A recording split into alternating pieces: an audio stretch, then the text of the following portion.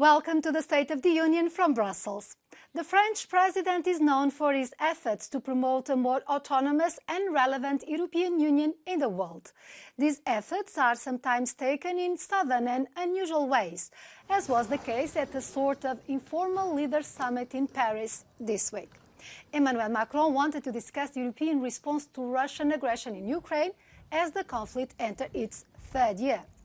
But his comments about possibly sending European soldiers to help Ukrainian armed forces raised some eyebrows. Il n'y a pas de consensus aujourd'hui pour envoyer de manière officielle, assumée et endossée des troupes au sol, mais en dynamique, rien ne doit être exclu. The Kremlin's reaction was immediate, warning that such a scenario would lead to a conflict with Russia. So many voices were quick to rule it out, from the leaders of several member states, including Germany, to the Secretary General of NATO. The French president's proactivity may be more appreciated by the widow of Alexei Navalny, the Russian opponent who died in prison. Yulia Navalny spoke at the European Parliament in Strasbourg this week and called for innovative methods to stop the Russian president. You cannot hurt Putin with another resolution or another set of sanctions. That is no different from the previous ones. You cannot defeat him by thinking he is a man of principle who has morals and rules. The scenes of a near battle have once again taken place in Brussels with farmers as the protagonists. In the space of a few weeks, around 1,000 tractors have returned to the so-called European quarter. The protesters used heavy artillery such as manure, burnt tires and other ammunition to draw the attention of the EU ministers responsible for agriculture that were in town. The farmers complained about low prices for their produce, too much bureaucracy and inefficient use of European subsidies. Despite several concessions from the European Commission, they are not convinced and promise to keep the fight. To discuss about possible solutions to their demands, I spoke earlier this week with João Pacheco, senior fellow at the think tank Farm Europe, who has previous experience in managing the EU common agriculture policies. João Pacheco, thank you very much for accepting our invitation. European farmers are calling for measures to help them obtain a fair remuneration for their work in the food chain. What measures would be feasible in the short and medium term? Well, I think they are right because their income has gone down. It's absolutely incredible, but if you look at what happened in the last 20 years, incomes per hectare have gone down by two-digit figures in most member states. So I think what is important is to do two things. First is to increase demand for their products in Europe. And they have to have more demand, mainly from the bioeconomy sector.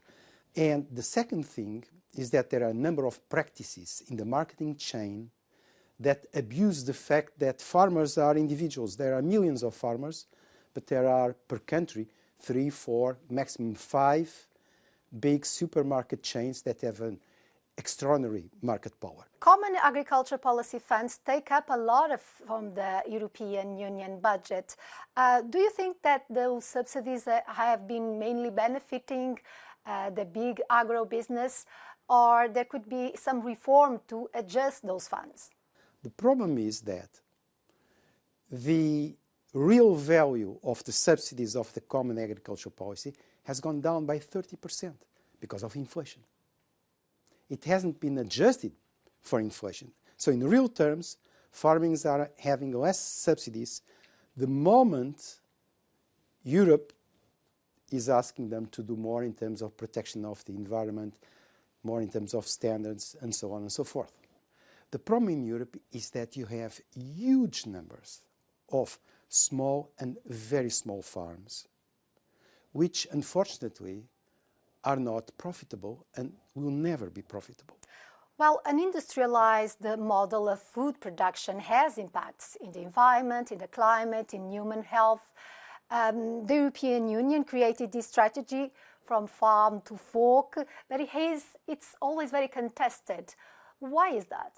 One was the SUR proposal, the pesticides, that was now withdrawn by the Commission. 50% reduction of pesticide use, irrespective of the fact that there were or not alternatives.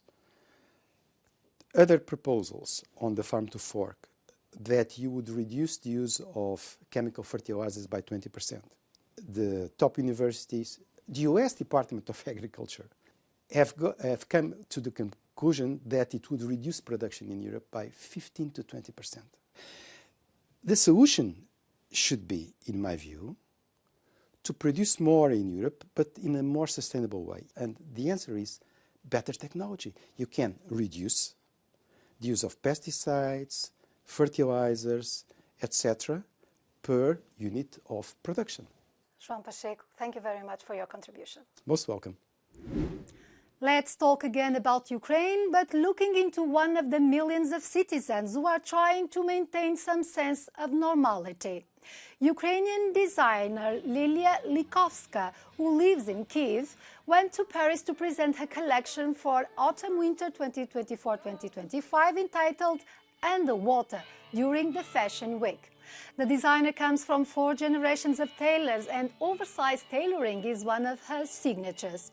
She still has a team of 35 people working with her in Ukraine and said she has no plans to stop. It is very difficult, but we keep creating because creation is love, she said. And with this, we close our edition. Thank you for watching.